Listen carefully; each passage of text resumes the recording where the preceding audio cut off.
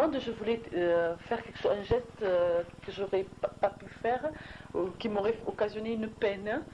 Pour rien au monde, je voulais avoir du chagrin, quoi. Alors j'ai demandé, fais-moi un. Un, je promets, tant pis, je le garde, mais un. Elle en a eu un. Mais il faut garder l'harmonie. S'ils sentent que ça avait le cœur, vous aurez la récompense. Pour toute chose. Vous voyez, pour toute chose. Et, Clément, il a peur des couleuvres. Je lui dis, mais il faut bien qu'il y en ait des couleuvres dans les jardins. Ah, alors on aura des oiseaux, une poule ou deux pour qu'il n'y ait pas de couleuvres, pour pas qu'il ait peur. Mais on ne fera rien d'autre. Hein? Chaque chose, hein? La nature, elle est faite pour. Tout est harmonie.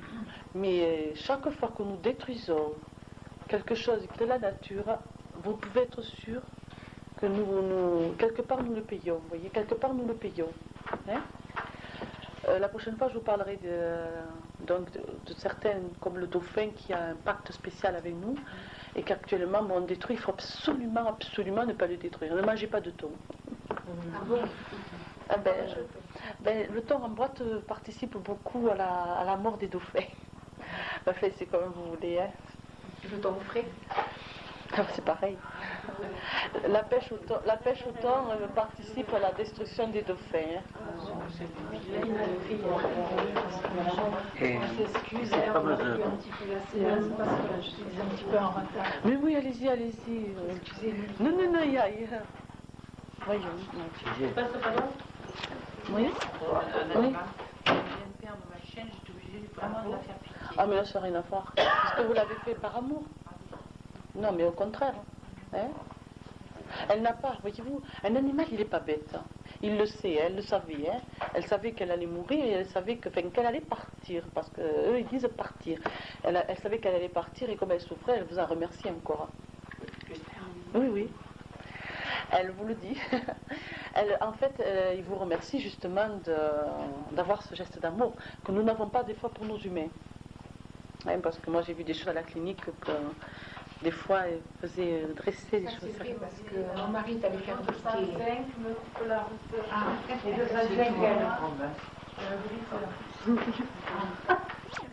Voyez-vous, il y a différence. Un animal qui va partir donc de façon naturelle partira de bon cœur de façon naturelle. Hein. Un animal qui part, même si c'est pour l'abattoir, mais qui part avec un accompagnement d'amour, c'est déjà un peu mieux. Hein. Mais regardez, essayez d'approcher un chien d'un abattoir, vous verrez. Ils ne voudront pas s'approcher car les égrégores qu'il y a autour des abattoirs sont si noirs qu'aucun animal ou quelqu'un qui a des sensations, voyez-vous, éthériques bonnes, ne peut s'approcher d'un abattoir. Moi, je ne dis pas pour ça que j'ai des sensations, mais je sais que je ne peux pas m'en approcher. En fait, il y a à côté de certains abattoirs, des abattoirs, tout ce qui est laboratoire, ou des lieux où les animaux sont enfermés et sans amour, quel qu'il soit, vous ne pouvez pas vous en approcher. Parce qu'autour, les auras sont énormes, noires, les égrégores sont noirs, négatifs et très mauvais. Et perturbent d'ailleurs notre monde. Hein. Quand on habite à côté d'un abattoir, la maison est perturbée. Je parle des abattoirs comme je parlerai de nos... C'est pareil, un élevage où les animaux sont en souffrance. Hein. Les veaux en petite cage, les poules malheureuses en petite cage d'ailleurs. Et je vous dis, toutes ces bases, cette nourriture animale est mauvaise pour nous. Elle est un poison. Vous savez, il y a 10 ans en arrière, quand j'ai appris que l'homme nourrissait les animaux, les herbivores avec de la poudre de viande, je savais très bien que ça tomberait et j'étais même très étonnée que ça prenne tant de temps. En fait, les frères de lumière ont attendu le moment précis pour faire que ça explose. Mais regardez comme la dette est lourde à payer pour le monde animal. 40 000 têtes, sans compter ceux qui sont rejetés à la mer, des bateaux pleins ou des trains pleins où les animaux sont là-dedans, sont rejetés et où ils sont en souffrance. Ce sont des égrégores terribles, ça. Car en fait, ce sont des innocents. Vous voyez? Bon, là c'est quand même lourd. Hein. Nous avons une dette lourde. Alors, il faudra réfléchir beaucoup sur ça. Hein. Enfin, ça, c'est votre conscience, vous voyez. Vous n'êtes pas jugé quand même. Hein. Si vous voulez, les frères de lumière jugent la mentalité, vous voyez, à partir de la mentalité. Ils disent stop à ça, mais ils ne jugent pas l'individu. Vous voyez? Parce que nous sommes tous responsables, il ne faut pas rêver. Hein. Nous sommes tous responsables. Nous nous nourrissons de viande, nous sommes responsables. C'est trop facile de dire « Ah, moi, si je devais tuer un animal, je n'en mangerais pas. » Et alors? Tu permets que ton frère tue pour toi quand même. Donc, c'est pareil, n'est-ce pas? Si nous mangeons des produits végétaux, ou en plus c'est affreux parce que nous mettons dans la terre des poisons quand même importants. Or en fait, la terre, moi je me souviens très bien, un jour j'ai un ingénieur qui avait fait, je m'excuse peut-être s'il y en a, mais ce n'est pas une critique ni un reproche, il ne faut pas culpabiliser, il faut simplement changer. Car l'ignorance est aussi quelque chose qu'il faut changer, c'est tout. Hein. Mais je me souviens d'un ingénieur qui avait étudié la Terre sur Terre et il me disait que si jamais il y avait des gros orages, que la Terre n'étant plus de la Terre, il dit écoute, la Terre c'est plus de la Terre, c'est de l'engrais. C'est de l'engrais. En fait, quand ils analysent la Terre, elle n'est faite que d'engrais. Stop. Stop. Hein? Parce que nous nourrissons de ça, donc c'est pas bon pour nous. Hein? Alors ce qu'il faut, c'est donner de l'amour, et on aura de l'amour. Je trouve que c'est merveilleux. Mais maintenant, regardons le côté positif quand même. Hein. On plante un peu plus d'arbres. On fait un peu plus attention. Les rivières sont certaines, dans certains villages, hein, un peu plus propres. Il y a le côté positif. La conscience se réveille et qu'elle continue. Pour cela, c'est par votre changement hein, qu'elle va continuer. Vous savez, si rien qu'ici, vous changez une seule personne, si déjà vous changez, et si vous changez une seule personne, sachez que cette personne changera une autre personne, et qu'en fait ça fera une boule de neige, et qu'en fait notre monde deviendra un monde de compréhension et d'amour. Hein? D'autres questions? Oui, je disais tout à l'heure, le problème des vaches folles, c'était un avertissement. Ça, oui, bien entendu, un avertissement à l'inconscience. Hein? Un animal créé pour être herbivore.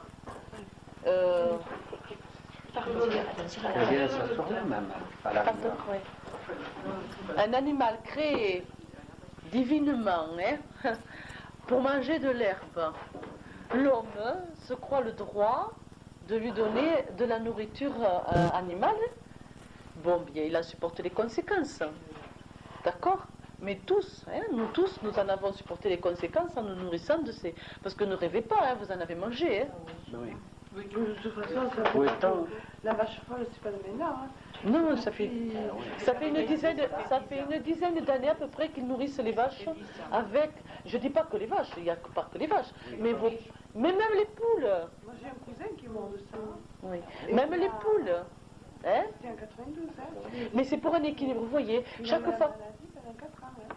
Chaque fois qu'il y a un grand bouleversement, c'est pour une incompréhension. Vous voyez, le sida, je connais bien puisque je me suis occupée de pas mal de malades du sida. Le sida, voyez-vous, c'est pareil. C'est en fait un déséquilibre que nous avons créé automatiquement. Bon, il y a quelque chose qui a été fait par nous-mêmes. Ne croyez pas que c'est eux qui envoient la punition, non. Mais eux, ils le voient bien que ça se crée. C'est nous qu'on le crée. Hein? Nous le créons par une désharmonie. Désharmonie sexuelle. Cette désharmonie sexuelle a créé un égrégore. Mais attention, pas parce que nous avons eu qu'une sexualité débridée après les années 68, hein, parce que nous avions aussi un blocage sexuel dans les années d'avant. Le blocage sexuel que nous avions dans les années du Moyen-Âge, après le Moyen-Âge, quand les prêtres ont pris ça en main, comme quoi la sexualité était tabou, était quelque chose de diabolique, en fait après, nous avons éclaté, tout ça, ça a été...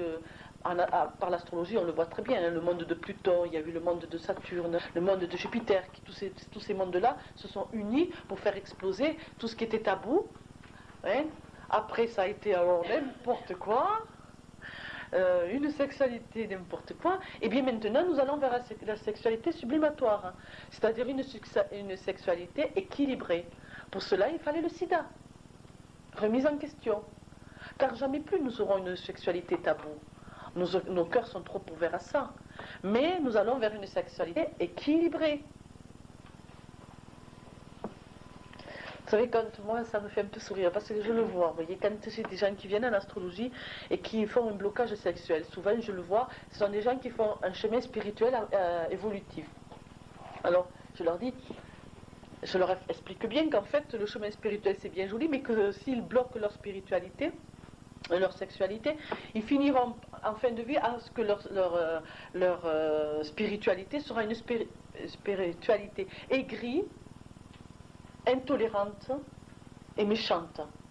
Mais que s'ils vivent une sexualité équilibrée, ils seront qu'amour, parce qu'ils développeront l'amour physique et l'amour spirituel, l'amour éthérique. Alors ils ont une équilibrée les deux. Et en fait, c'est très beau ça, c'est très beau. Voilà, donc en fait, on va vers ça. Vous voyez? D'autres questions? Oui? Par rapport à l'esprit de groupe des animaux, Oui? si la conscience de groupe de l'animal était différente selon les espèces, Oui. La conscience du chien n'est pas la même que Du tout, oui. Oui, oui. ça. Hein. Oui, oui. En fait, il y a donc la hiérarchie d'anges qui gouverne par exemple les insectes, les animaux à sang-froid, car l'animal à sang-froid, bien sûr, n'a pas incorporé le corps encore, le corps astral. Il ne travaille que par énergie de lumière. Ensuite, il va commencer par avoir réchauffé son corps. Donc réincarnation où il va réchauffer son corps. Hein. À partir du moment où il va réchauffer son corps, il va incorporer le corps astral. Déjà, il est capable d'incorporer des corps éthériques. Donc l'esprit groupe n'est pas le même. Et les hiérarchies, les dévas de ce monde-là n'ont pas le même travail. Et ainsi de suite.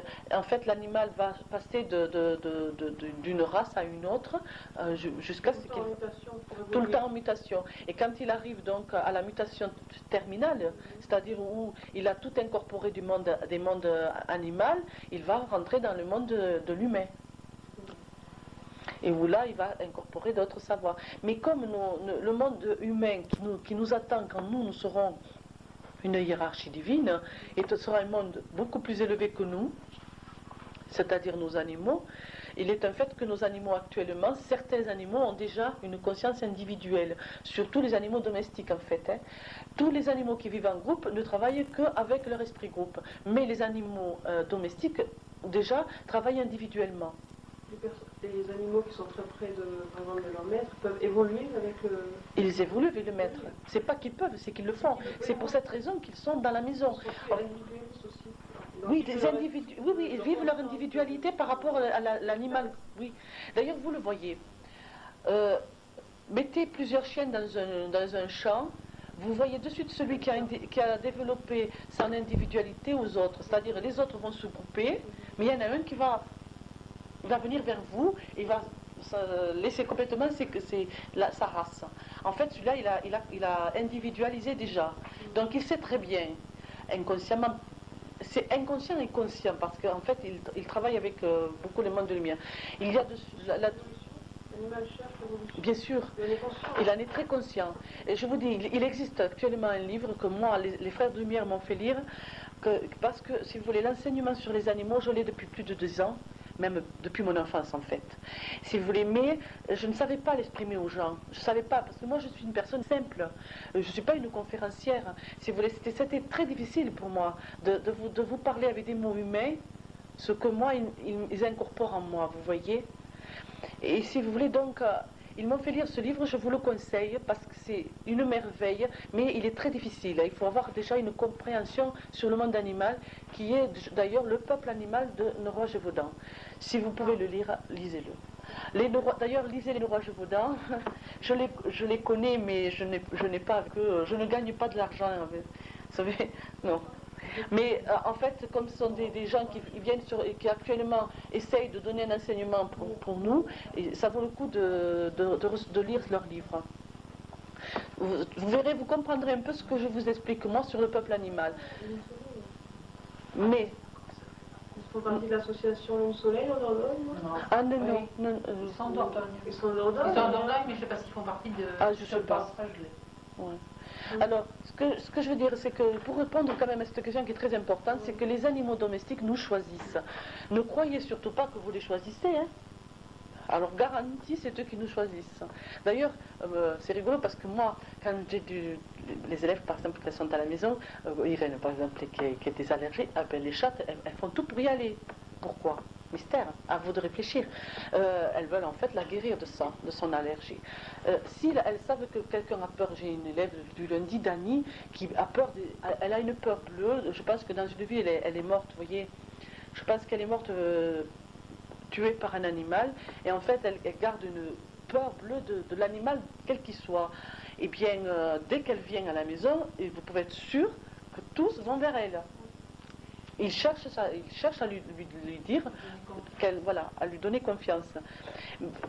L'animal domestique a entièrement conscience qu'il vient pour apprendre.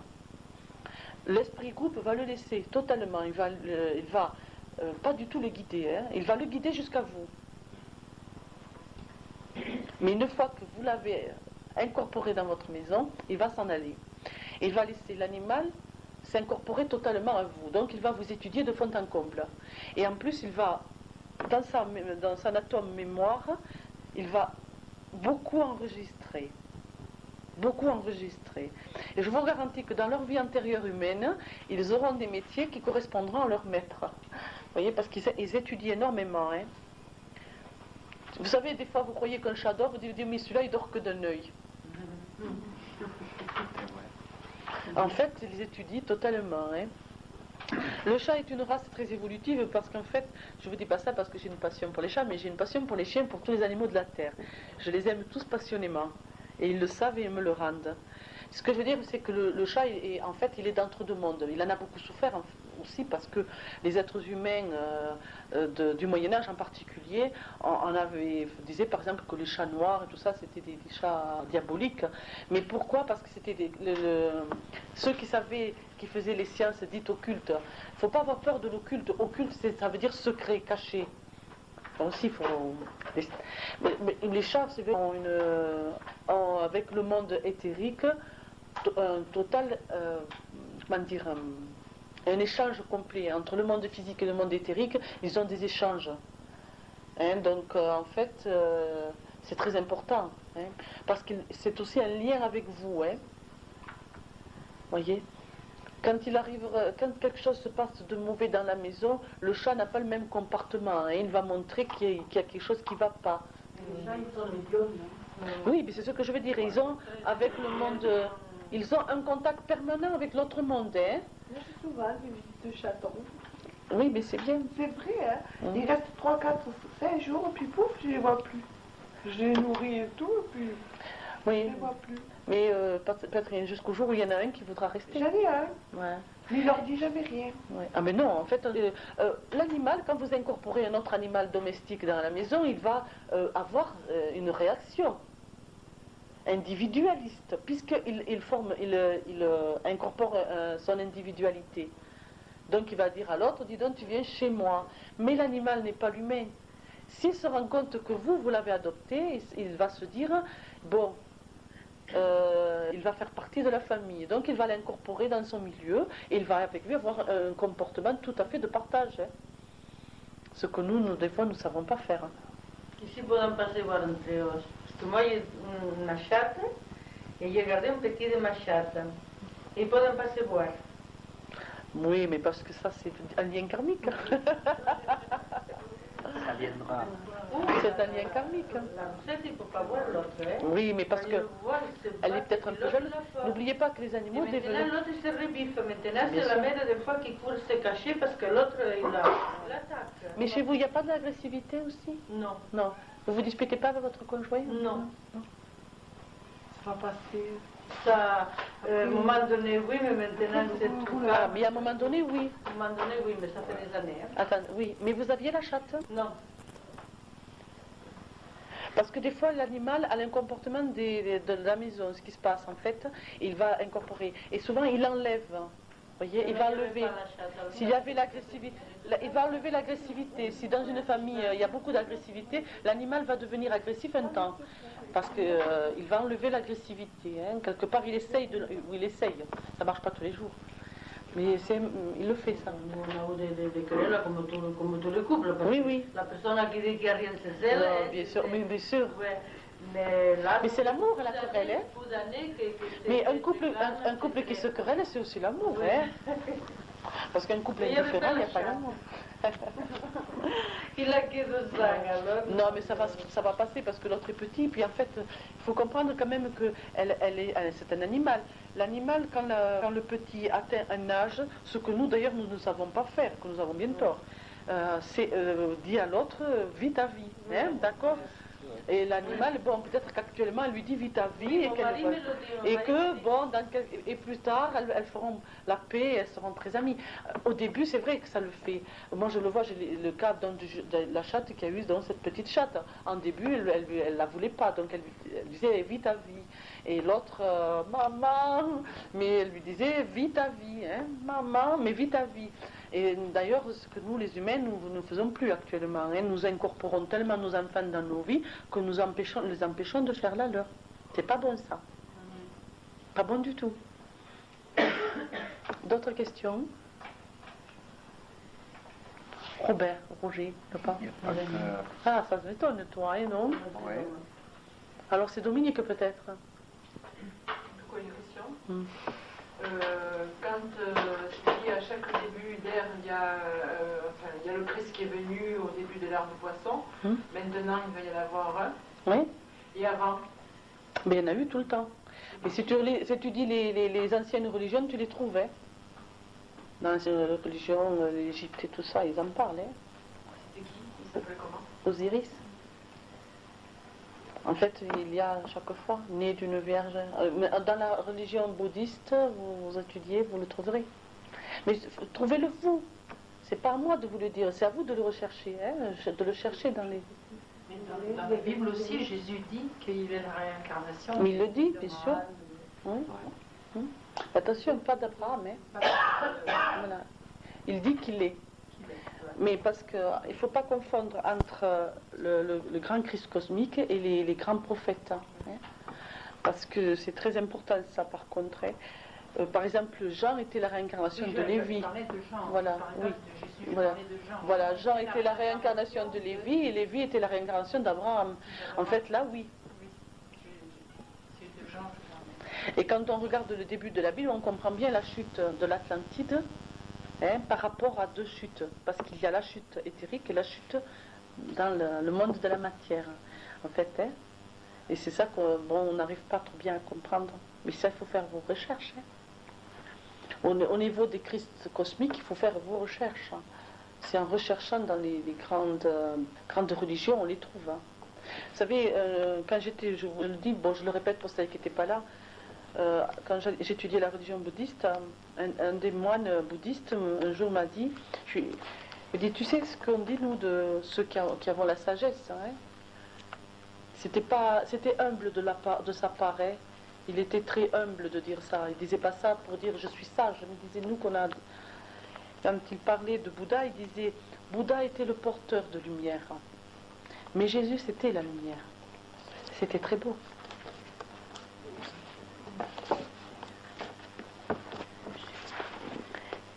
Donc à méditer. Question. Irène. Toi, tu devrais m'en poser. Il n'y en a pas? S'il n'y a pas de questions, terminé. C'est vrai que Jésus est parti faire un pèlerinage au Japon. Écoute, je ne sais pas, franchement. Moi, quand... Au Japon, hein. Oui. Écoute, je vous ai parlé quand j'ai fait la conférence sur les Esséniens de son cheminement, mais je ne sais pas tout. En fait, les frères de lumière m'ont expliqué ce qui était important. Peut-être que oui, tu vois. On ne m'a jamais dit. Ce que je sais, c'est qu'il est parti en Égypte, hein, puisque donc par... Ça, c'était juste avant Puis en que tu Chine, partes, il a fait la Chine, mais surtout c'était c'est du Tibet, surtout c'est surtout de son passage au Tibet qui a été par rapport à qui a beaucoup bouleversé par rapport justement les religions de l'hindouisme, du bouddhisme. Hein. C'est pour son passage au Tibet qui a été très important. Les passages les plus importants dont on m'a parlé, c'était son passage au Tibet. L'Égypte, bien sûr. L'Égypte, c'est là où il a reçu la force cosmique. Hein, parce que, eh bien, comme j'expliquais dans la conférence sur les Esséniens, c'est que Jésus, comme il est quand même descendu cette fois dans un corps très physique, il fallait qu'il retrouve la totalité de sa connaissance cosmique. Il ne pouvait la recevoir que dans la grande pyramide. Hein. Donc c'est pour cette raison qu'à un moment donné, il est parti en Égypte, où il a été tenté. C'est pour ça qu'en fait, dans la Bible, on parle de ses tentations dans le désert. Mais c'est son passage, il a été très tenté, enfin, il a eu les tentations du monde par rapport à l'Égypte. Et donc, il était obligé de passer par l'Égypte. Et il reste de son passage d'énormes savoirs. Mais les frères Lumière parlent que bientôt, on va découvrir plein de choses là qui parlent beaucoup de tout ça. Et après se fera la grande découverte sur la matière qui bouleversera le monde. Mais déjà on commence, hein, puisque déjà, comme j'expliquais aux filles, là, certains savants maintenant russes, français et américains se sont unis et déjà ils arrivent, ils palpent que l'objet et sa création est déjà faite avant qu'il soit fait. Déjà, ils commencent à le palper, ça. Et quand les frères de Lumière me parlaient de la mémoire des choses, déjà maintenant, ils commencent à l'étudier, ça, actuellement. À la mémoire des choses. C'est clair que les scientifiques, ils le cachent beaucoup quand même, ce qu'ils découvrent. Ils cachent... Oui, mais enfin, ils cachent ce qu'ils peuvent cacher, mais en fait, il viendra un moment où ils ne pourront plus cacher. Mais il y a beaucoup de choses actuellement. Il se passe, c'est-à-dire qu'en fait, les scientifiques... Non, il faut savoir que l'ère du Verseau, c'est l'union de grandes connaissances spirituelles ésotériques. C'est pas pour rien que maintenant on vous donne les connaissances ésotériques. Ne rêvez pas ce que je vous dis. Au Vatican, ils le savaient. Et il n'y a pas qu'au Vatican. Les grandes... confrériques telles que les Rose-Croix, francs-maçons, tout ça, détiennent quand même des choses, ainsi que le Tibet. Mais actuellement, ce qui est très important, c'est que tout est en train de ressortir, pas pour rien, parce que l'ère du Verseau, c'est l'union des grandes connaissances spirituelles avec la science matérielle, qui donnera un savoir immense. Hein. Quand les médecins... C'est la bonne oreille. Ah, mais ça, c'est rien, ça. Merci. C'est le chat. Mais il veut jouer, hein, il est petit. Parce qu'elle est bien. Parce que ça parle de... C'est un chien. Ne serait-ce que les scientifiques de la médecine, c'est-à-dire nos médecins, uniront leur savoir au savoir naturel, c'est-à-dire qui date de milliers et des milliers d'années, ils n'auront pas les blocages qu'ils ont actuellement. Parce qu'elle a beaucoup de froid par exemple. Oui, mais laisse faire les choses. Actuellement, les médecins sont en blocage. Beaucoup de maladies n'arrivent plus à les diagnostiquer. C'est pas pour rien. Ah, je connais des scientifiques, j'en connais moi, mais j'ai eu l'occasion de les connaître. Ils m'ont expliqué qu'ils étudient le paranormal. Bien sûr. Et seulement, ils ont les preuves, ils ne peuvent pas prouver. Ils ont vu, ils savent, mais tant qu'ils ne peuvent pas prouver, ils ne peuvent pas en parler. Moi qui parlent, mais entre eux. Oui, mais quand même, comme j'ai eu une approche avec des gens du milieu médical, il y a maintenant quand même certains médecins qui en même temps de leur savoir sur la matière et le corps physique, étudient quand même actuellement et se perfectionnent par rapport à l'éthérique. Oui. Maintenant, il y en a quand même. Oui, hein. ils sont malais. Oui. Maintenant, ils commencent à se pencher là-dessus. Hein. Il y avait une émission à Agapi, avant la messe, il y avait beaucoup de scientifiques et de psychiatres. Oui, parce qu'en fait, c'est très important. Mais c'est voulu, hein, c'est exprès, c'est pour maintenant. les enfants, hein, les émissions. C'est comme, bon, moi ça me ferait plaisir de voir des fois un prêtre qui viendrait et avec qui on pourrait parler des frères de lumière. Et En fait, ouais. Parce que je trouve que la compréhension, vous voyez, parce qu'en fait, eux, ils ouvrent leur cœur à l'humanité entière, hein, mais ils sont non religieux, tels qu'ils soient. Hein, un peu moins certains religieux de religion qui croient à la réincarnation, car eux, ils ont déjà étudié par rapport à ce qui pourrait les venues des frères de lumière. Mais c'est vrai que nos religions se ferment beaucoup aux frères de lumière. Moi, je trouve que c'est dommage, en fait, car il y a beaucoup de choses à dire. Hein.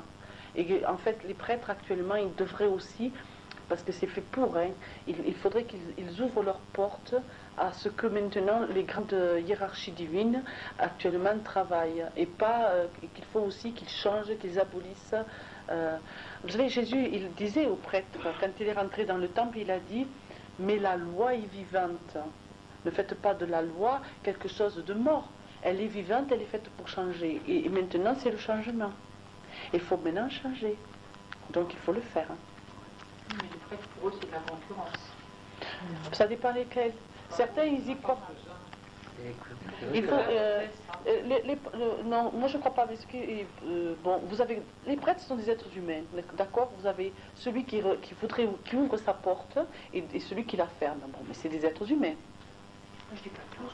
Voilà, mais ce que je veux dire par là, c'est que il faut penser aussi qu'eux ne sont pas libres. Ils ont une hiérarchie tout autour d'eux. Et en fait, c'est facile pour eux. Hein. Moi, il y a quelques années, avant que je sache, quelques années où vraiment on m'aurait dit à cette époque-là que je serais ce soir devant vous, c'était à la suite d'un décès, j'ai discuté avec un prêtre et je lui ai dit si vous ne changez pas, vos églises se videront et seront froides. Parce que je lui ai dit, il faut ouvrir les portes. Mais quand je lui ai dit ça, je ne parlais pas que des portes de pierre ou de bois. Je parlais des portes de cœur.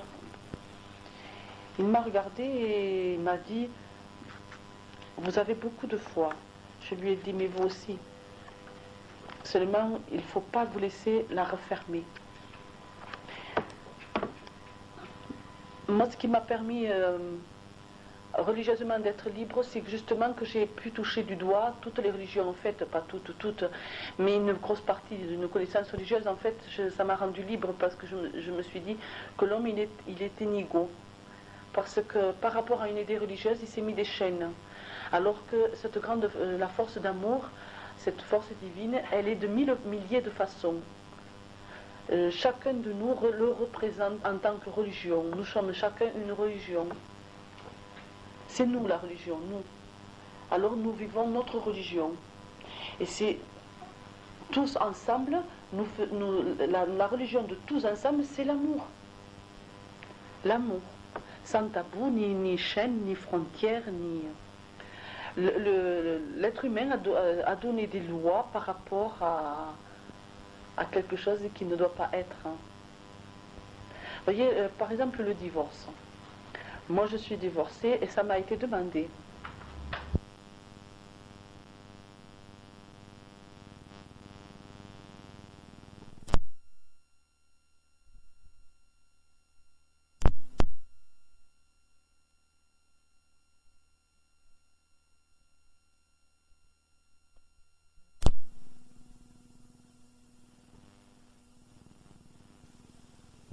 Donc, je ne sais pas ce qu'il y avait derrière la lumière. Mais ce que je sais, c'est qu'en fait, ils ont bien ri quand j'ai dit c'est pas interdit. En fait, non, parce que c'est pas interdit, parce que dans les cartes du ciel, vous regarderez, si jamais vous avez un jour la connaissance, c'est que quand nous avons fini un chemin avec un être, il y en a un autre qui vient. Mais c'est pas pour ça que je vous dis qu'il faut divorcer non plus. Car il y a des fois des êtres avec qui nous avons choisi de faire tout un cheminement. Mais chaque chose, c'est très important, n'est-ce pas, Monique? Parce que je veux dire, il y a des fois des êtres avec qui on doit faire tout notre chemin de vie, avec des hauts, avec des bas, mais que c'est merveilleux parce que nous évoluons. avec cet être-là. Mais des fois, il nous faut rencontrer plusieurs êtres pour faire une évolution. Vous voyez? Il n'y a rien là-haut qui est jugé. Il n'y a aucune loi, en fait, comme nous l'entendons, loi humaine. Il n'y a qu'une loi là-haut. Hein? L'amour, le respect de chaque chose qui vit, et tout vit. Dans tout. Et à partir de là, vous êtes en harmonie avec le divin. C'est tout. C'est pas pour ça qu'il ne faut pas aller prier dans une chapelle ou dans une église. Hein? Car là, vous êtes en prière avec des milliers de prières. C'est bon. Car l'aura est bon, vous voyez. L'égrégore d'un lieu de prière, quel qu'il soit est bon. Moi, j'y vais n'importe lequel. J'ai prié dans des temples, j'ai prié dans des... J'ai prié l'autre fois là-haut sur la montagne du côté d'Estagel, là-haut. Dans cette petite chapelle que j'ai trouvé que les auras étaient magnifiques. Et en fait, vous savez, si vous rentrez dans un lieu de prière, quel qu'il soit, où les gens ont prié avec ferveur et avec amour, vous allez recevoir tout cet amour en vous. Quel qu'il soit. Alors, allez-y, quoi. Le tout, c'est de vous aimer les uns les autres. C'est bon? Plus de questions? Moi, je voulais te demander, j'ai lu un livre qui s'appelle Je viens du soleil, qui a été écrit par un enfant, et il disait que maintenant les enfants qui allaient venir allaient se souvenir un peu de là où ils arrivent. Oui, j'en ai parlé la dernière fois quand j'ai fait la conférence sur les enfants. Les enfants, oui, se rappellent, hein, il suffit de les écouter. Les enfants ont un contact avec l'autre monde, il suffit de les écouter. Et d'ailleurs, je disais aux parents, ne bloquez pas la conscience ouverte de vos enfants, car vous les rendrez malades. La génération des enfants actuellement est malade de notre non-compréhension de ce qui est divin. Ils se retrouvent pas du tout dans notre monde, c'est pour ça qu'ils cherchent justement la spiritualité, ils la cherchent dans la drogue ou dans tout ce que vous voulez. Mais les enfants qui viennent maintenant de 90 ont la porte ouverte totalement à ça, et ils se rappellent très bien. Moi, j'ai des petits-enfants, et Amandine, avec qui on aide à garder sa porte ouverte, nous parle de l'autre monde. Et le petit Ken, qui a que 8 mois, je peux vous dire que de conscience en conscience, on parle de l'autre monde. Et en fait, ils savent très bien des choses qui nous épateraient. Écoutez vos enfants. Mais surtout, il faut leur aider-les. Hein. Vous savez, comme j'expliquais dans la conférence des Esséniens, il a fallu que l'amour de Marie et l'amour de Joseph pour aider Jésus à incorporer sa conscience oubliée, hein, pendant le temps de l'enfance, malgré qu'il était divin. Donc il fallait, et nous, nos enfants, c'est pareil, il faut absolument les éduquer dans l'amour des autres, le partage. Surtout ne les mettez pas prisonniers de la matière comme vous l'êtes vous. Essayez de vous en libérer et de libérer vos enfants et vos petits-enfants. Et surtout ne les bloquez pas et élevez-les dans l'amour des autres. Hein? Parce qu'ils ont le savoir. Ça, c'est la vérité. Il faut savoir que dans le monde du soleil, justement, c'est les chérubins. Hein? Ce sont les hiérarchies qui ont d'ailleurs une apparence très enfant, mais qui sont... La hiérarchie du soleil contient cette grande divinité qui gouverne les chérubins dans les enfants. Quand nos enfants décèdent, ils vont là-bas. D'autres questions? Non? Ça y est pour ce soir? Vous êtes pleine de lumière? Ah oui. Tellement bon. Bon, ben alors avant de nous quitter, on va créer un égrégore. Vous le voulez? Oui.